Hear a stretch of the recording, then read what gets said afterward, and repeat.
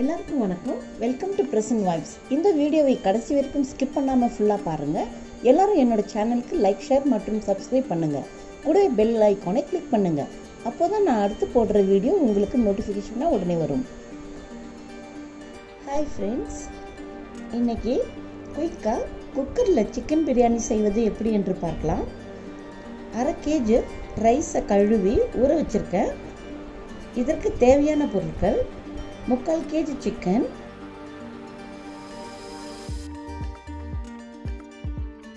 3 teaspoon சமையல் எண்ணெய், 1 teaspoon நெய், 2 வெங்காயம் நீல வாக்கில் நறுக்கியது, 1 கைப்பிடி அளவு புதினா மற்றும் கொத்தமல்லி நறுக்கியது, 1 டீஸ்பூன் தனியாத்தூள், 1/2 டீஸ்பூன் மிளகாய்த்தூள், 1/4 டீஸ்பூன் மஞ்சத்தூள், 4 தக்காளி நறுக்கியது, 1 கப் தயிர், தேவையான அளவு உப்பு.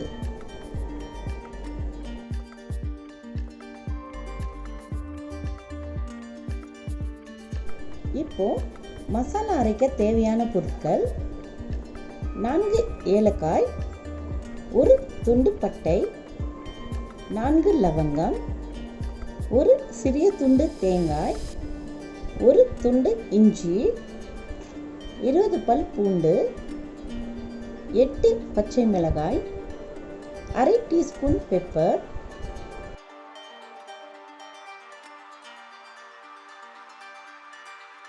2 வெங்காயம், புதினா கொத்தமல்லி இலை கொஞ்சம்,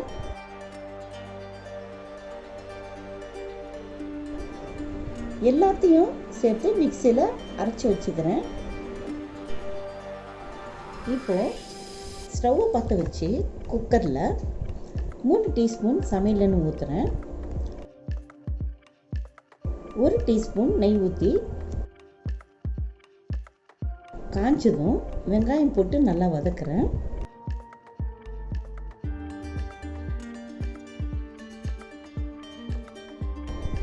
பிறகு புதினா கொத்தமல்லி சேர்த்து கொஞ்சமாக வதக்கி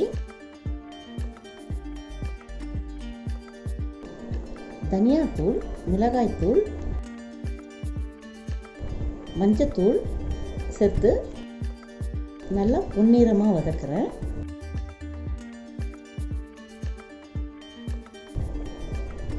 பிறகு அரைச்சி வச்ச மசாலா சேர்த்து வதக்கி 1 நிமிஷத்துக்கு மூடி போட்டு வேக விடுறேன்.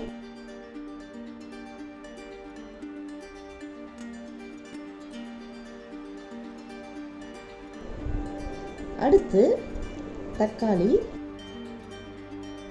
தயிர் மற்றும் உப்பு போட்டு நல்லா வதக்குறேன்.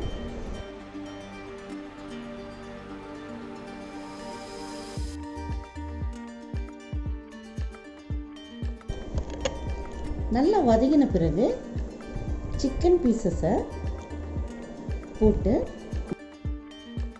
மசாலா எல்லாம் சிக்கனில் சேர்ற மாதிரி வதக்கி 5 நிமிஷத்துக்கு மூடி போட்டு வேக விடுறேன்.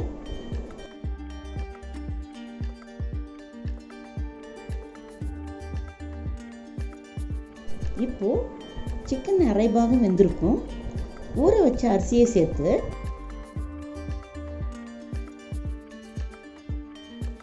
நல்லா மிக்ஸ் செய்து 1/4 கிளாஸ் தண்ணி ஊற்றி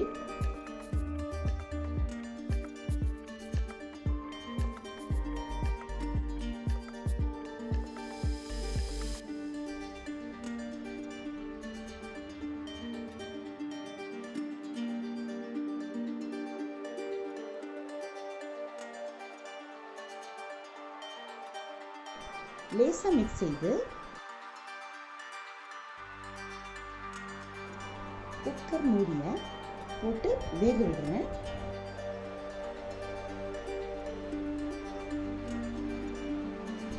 ஒரு விசில் வந்ததும் இறக்கி வைக்கிறேன்.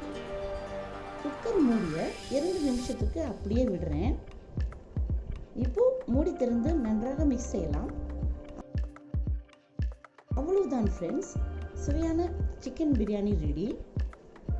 இந்த டேஸ்டியான சிக்கன் பிரியாணி ரெசிபியை ட்ரை பண்ணி பாருங்கள் ஃப்ரெண்ட்ஸ். இந்த ரெசிபி உங்களுக்கு பிடிச்சிருந்தா லைக் பண்ணுங்கள், ஷேர் பண்ணுங்கள் மற்றும் கமெண்ட் பண்ணுங்கள். மறக்காமல் சப்ஸ்கிரைப் பண்ணுங்கள். மீண்டும் ஒரு சுவையான ரெசிபியோடு உங்களை சந்திக்கிறேன். தேங்க்யூ.